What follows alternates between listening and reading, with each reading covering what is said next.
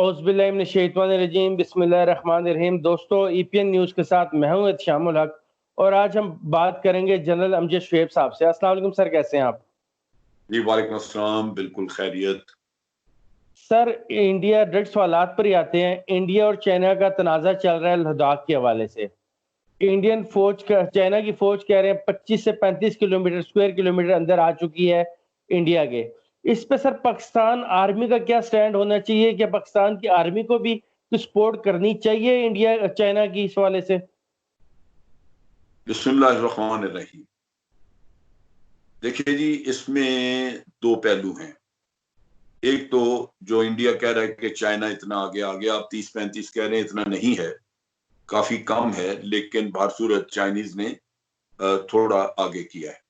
तो पहले तो इसकी बात कर लेते हैं कि ये उन्होंने जो वहां पे गलवान वैली है, गलवान वैली जो है, ये एक इसके साथ रास्ता अंदर जाता है जो कि यहाँ इलाका मुतनाज़ा नहीं था, लेकिन ये वो रास्ता है जहां इन्होंने सड़क बनाई और वहां से आगे दौलत बेग गोल्डी को अप्रोच जाती है, जहां वो पाकिस्तान के बॉर्डर के बड़े करीब है। ठीक। और ये इलाका उस लिहाज से सेंसिटिव हो गया कि चाइना इसी रास्ते आगे, यहाँ से 8 किलोमीटर दूर जगह है जिसे हम कराकोरम हाईवे कहते हैं, तो ये ओपनिंग है। सी पैक, चाइना इतनी बड़ी इन्वेस्टमेंट कर रहा है वहां पे, सो नेचुरली चाइना उसका तहफ़्फ़ुज़ चाहेगा। उन्होंने सोचा, जो मैं मेरे नुक्ता निगाह के मुताबिक, उन्होंने उसको ठीक। तहफ़्फ़ुज़ के लिए ये काम किया।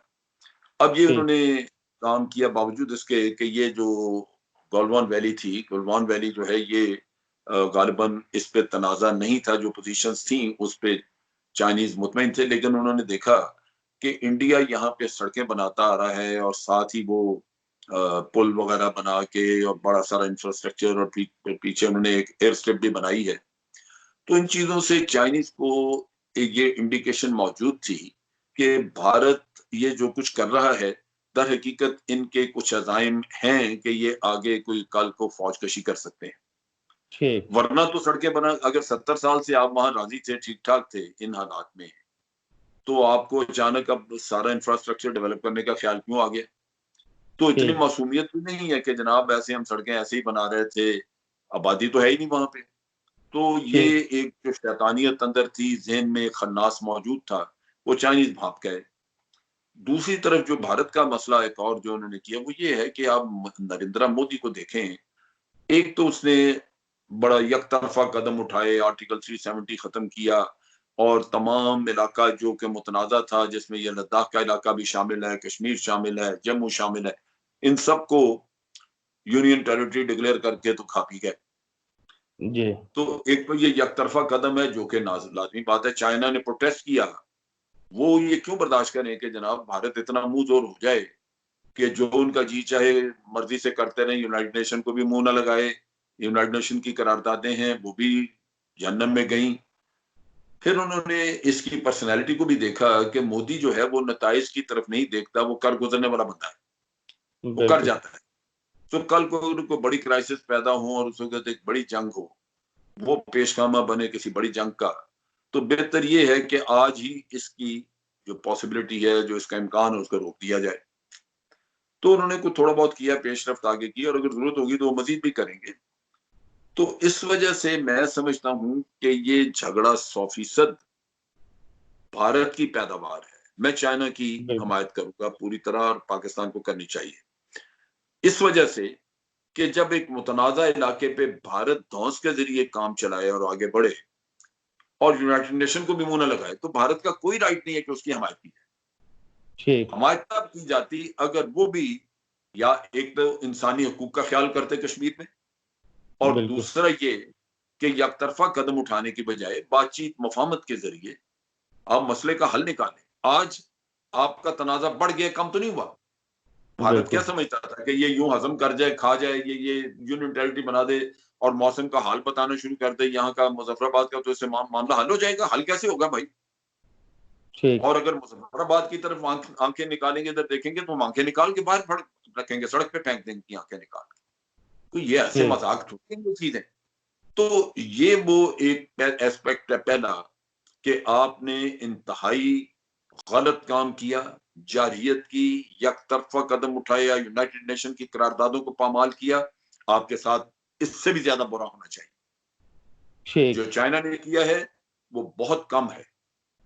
अगर इससे भी ठीक वो ज्यादा बुरा करे, मैं उसकी हमायत करूंगा, क्योंकि आप हकदार हैं, आपने दावत दी है इस मसले को अपने लिए। तो ठीक एक तो ये पहलू है इनका। दूसरा, पाकिस्तान को इसमें शामिल होना चाहिए या नहीं। पहली बात तो यह है कि मेरा ख्याल है चाइना इनके लिए काफी है। ठीक चाइना को हमारी मदद की जरूरत नहीं है। और ठीक हमने भी जो दिफा अपना किया हुआ है, उसमें हमने भी ये कभी अपने कॉन्टिजेंसीज में या अपने प्लान्स में ये नहीं रखा कि हमें किसी स्टेज पे चाइना को साथ मिलाना है या चाइना को की मदद लेनी है। हर मुल्क को ठीक अपने जोरे बाजू पे अपना दिफा करना चाहिए, और अपने जोरे बाजू पे ही आप पूरी तरह इक्तफा कर सकते हैं, एतमाद रख सकते हैं। आप ये नहीं सोच सकते कि मुझे चाइना मदद कर देगा, अमेरिका अगर वक्त पे आके मौके पे उनकी अपनी मसलतें और ना करें तो फिर आप क्या करेंगे। ठीक लिहाजा ना चाइना को तवक्को रखनी चाहिए उस चीज की, ना हमें रखनी चाहिए। हमें अपना दिफा इंडिपेंडेंट रखना चाहिए। अब हमारे दिफा का यहाँ पे क्या है, ये इलाका जो है ये सियाचिन के करीब है, और वहां से क्रो फ्लाइट ये अगर आए तो 8-9 किलोमीटर पड़ता है। दौलत बेग ओल्डी से ये तकरीबन 8-9 किलोमीटर कराकोरम हाईवे की एंट्री है। तो ये ठीक वो जगह है जहां पे चाइनीज अपने साइड पे दफा करें, हम अपनी साइड पे करेंगे। अगर इंडिया इधर का मुंह करेगा, हम मुंह तोड़ने के लिए अपना काम शुरू कर देंगे। तो ये बिल्कुल नहीं है कि हमने आज भी, अगर 8 किलोमीटर वो दूर हैं तो क्या हमें नजर नहीं आता था, हमें पता था, हमें पता है आज भी। और जब ये भारत ने इतराजात शुरू किए कि जनाब मुतनाज़ा इलाका है, हमारी सोवरेनिटी तेरे बाप की सोवरेनिटी है, भाई ये तो इलाका हमारे पास है हमारा, जो कि गिलगित बल्तिस्तान उस झगड़े का हिस्सा ही नहीं है। बिल्कुल गिलगित बल्तिस्तान वो इलाका है जो गिलगितियों ने खुद आजाद करके करा के तो बाद में फैसला किया पाकिस्तान के साथ शामिल होने का, हमने नहीं उनको कहा था। बिल्कुल ये गिलगितियों की मेहरबानी है कि उन्होंने खुद आजाद किया बहादुरी से, हिंदू का राज कबूल नहीं किया। ये गिलगित स्काउट्स होते थे जो अंग्रेज ने बनाए थे, उन्होंने ये आजाद कराया। और उसके ठीक बाद उन नॉर्दर्न स्काउट्स ने जब आजाद करा लिया तो गिलगित बल्तिस्तान के लोगों ने फैसला किया कि हम इस्लामी रियासत पाकिस्तान का हिस्सा बनना चाहते हैं। तो तब ये बात हुई। बिल्कुल अब उसमें पाकिस्तान को जब ये हिस्सा मिल गया तो गिलगित के लोग और पाकिस्तान की आर्मी, हम सब दिफा के लिए वहां मौजूद है। गिलगिती बिल्कुल खुद जो है वो बड़े जफाकश मेहनती हैं। आपको याद होगा कि कारगिल की जंग में जो वाहिद निशान हैदर मिला था वो लालक जान को मिला था। और बिल्कुल लालक जान जो है वो बल्तिस्तान का रहने वाला था। आज उसका बेटा है वहां पे जो माशाल्लाह बड़ा हो चुका है, एक गालबन बैंकर है, और वो काफी काम कर रहा है इस फील्ड में, गिलगितियों में, बल्तिस्तान में ठीक पाकिस्तानियत और नेशनलिज्म को जगाने के लिए वो बड़ी मेहनत कर रहा है, क्योंकि उसका वालिद जो है वो शहीद है इसी सरजमीन का। तो बिल्कुल वहां पे कोई मसला नहीं है, वहां दिफा के लिए वो लोग भी मौजूद हैं और हम भी मौजूद हैं। लिहाजा ठीक अगर जरूरत पड़ी तो हम खुद दिफा करेंगे, चाइना अपनी साइड पे खुद करेगा। ठीक सर, खबरें कुछ गर्दिश कर रही हैं, खबरों से ज्यादा मैं अफवाहें कहूंगा कि आर्मी चीफ ने फौज को तैयार रहने को हुक्म दिए कश्मीर के हवाले से, इस कारगिल के हवाले से। क्या सर इसमें वाकई कोई हकीकत है? और दूसरी तरफ सर, इस वक्त हम डिफेंसिव के बजाय ऑफेंसिव हो सकते हैं कारगिल को लेकर? अगर कारगिल जिस तरह मुशर्रफ के दौर में कारगिल में ऑपरेशन हुआ था, अगर इस तरह का कोई ऑपरेशन इन दिनों में होता उस वक्त के बजाय, शायद ये मौका नहीं था ऑपरेशन करने के, जब टोटली लद्दाख की तरफ जो रोड जा रही है इंडिया की कश्मीर की, उससे हम डिस्ट्रॉय करते और पूरी सप्लाई लाइन खत्म हो जाते? ये वक्त नहीं था पाकिस्तान को इस वक्त का इंतजार नहीं करना चाहिए था? देखिए, इसमें भी फिर दो हिस्से हैं। एक तो ये कि आर्मी चीफ ने कहा कि आप तैयार रहें, वो तो इस नुक्ता निगाह से कि हमें ये खदशा है कि भारत किसी न किसी वक्त कोई कार्रवाई करेगा। बिल्कुल आपको याद होगा कि आपके प्राइम मिनिस्टर वक्तन फवक्तन कहते रहते हैं कि भारत एक फॉल्स फ्लैग ऑपरेशन करना चाहता है, बिल्कुल और वो फॉल्स फ्लैग ऑपरेशन करके उसका बहाना लेके पाकिस्तान के ऊपर हमले की कोशिश करेगा।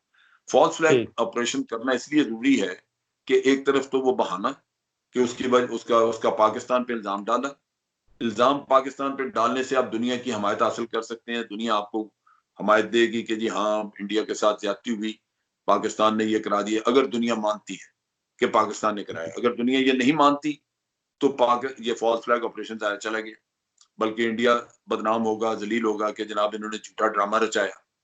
तो जी अगर दुनिया तस्लीम करे कि ये वाकई फॉल्स फ्लैग, ये जो हुआ है ये पाकिस्तान ने कराया था, यहाँ पे दहशतगर्दी का वाकया, अब इंडिया को हक पहुंचता है कि वो ये जाके पाकिस्तान में हमला करे, तो ये वो चीज है जिसके बारे में प्राइम मिनिस्टर रोजाना कहते रहते हैं ताकि दुनिया उनको हमायत ना करे। प्राइम मिनिस्टर कहता है कि ये कोई इस तरह का वाकया दहशतगर्दी का कराएंगे और उसका बहाना लेके पाकिस्तान की तरफ चढ़ेंगे, लेकिन चूंकि हम दुनिया को पहले से बता रहे हैं तो तवक्को यही है कि दुनिया इस दफा उनके इस ढोंग को नहीं मानेगी।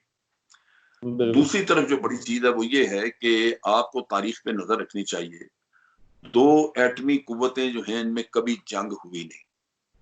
आज ठीक एटम बम को इजाद हुए तकरीबन 76 साल हो चुके हैं।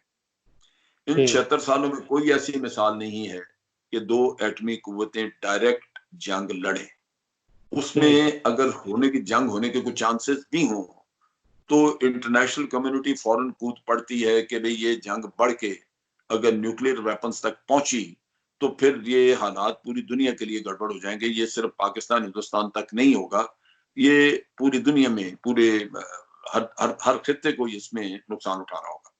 तो इस वजह से दुनिया में इस चीज की तरफ बड़ी फौरन एक रिएक्शन आता है और वो आपको रोकते हैं कि जंग ना करें।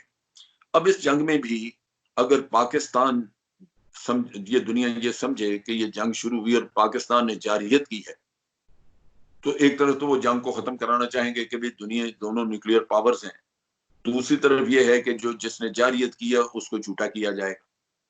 ठीक अब अगर आज आप जंग शुरू करें और उसको आप पाया तकमील तक ना पहुंचा सकें, क्योंकि अगर आपने कश्मीर कैप्चर करना है और कश्मीर कैप्चर करने को आपको 10 दिन लगते हैं, 15 दिन लगते हैं, तो दुनिया बीच बचाव करके तीसरे दिन जंग बंद करा देती है और फिर आपकी ठीक मजम्मत शुरू हो जाती है कि जनाब आपने जारियत की, तो फिर आपने पॉलिटिकली आप अपनी ग्राउंड लूज करेंगे। लिहाजा ठीक जरूरी ये होगा कि बेशक फॉल्स फ्लैग ऑपरेशन करे भारत या कुछ भी करे, हम इंतजार करेंगे कि ये गलती भारत करे। ठीक सो अगर भारत जंग छेड़ता है तो हमारी कोशिश होगी कि अक़वाम आलम की हमायत हमारे साथ हो, उनको हम कायल करें कि देखिए हम जंग नहीं करना चाहते थे क्योंकि हम न्यूक्लियर पावर है, हमें पता है कि इसका अंजाम ठीक नहीं हो सकता, जंग भारत ने शुरू की है। अब इसका जवाब देना हमें हमारा फर्ज है। अब ये नहीं हो सकता कि आप हमें कहें कि भारत ने जंग शुरू कर दी तो अब आप जवाब ना दें। ये वो चीज है जिसके लिए चीफ ऑफ आर्मी स्टाफ आपको कह रहे हैं कि तैयार है। ठीक चीफ ऑफ आर्मी स्टाफ आपको ये समझाने की कोशिश कर रहे हैं कि भारत की नीयत में फतूर है। हमारा अंदाजा ये है कि वो लाजमन कुछ ना कुछ करेंगे, लिहाजा ये ना हो कि आप तैयार ना हो, क्योंकि उस वक्त हमारे पास जवाब देने के लिए बहुत वक्त नहीं होगा, हमने फौरन देना है। इधर ठीक वाकया होगा उधर आपकी तरफ से जवाब जाएगा, ताकि भारत को ये पता हो कि जो हाथ वो चलाता है उससे बड़ा हाथ दूसरी तरफ से आ रहा है। ठीक तो इस वजह से आपको तैयार रहने के लिए कहा जा रहा है। तो ये दो ठीक आपके सवालों के जवाब।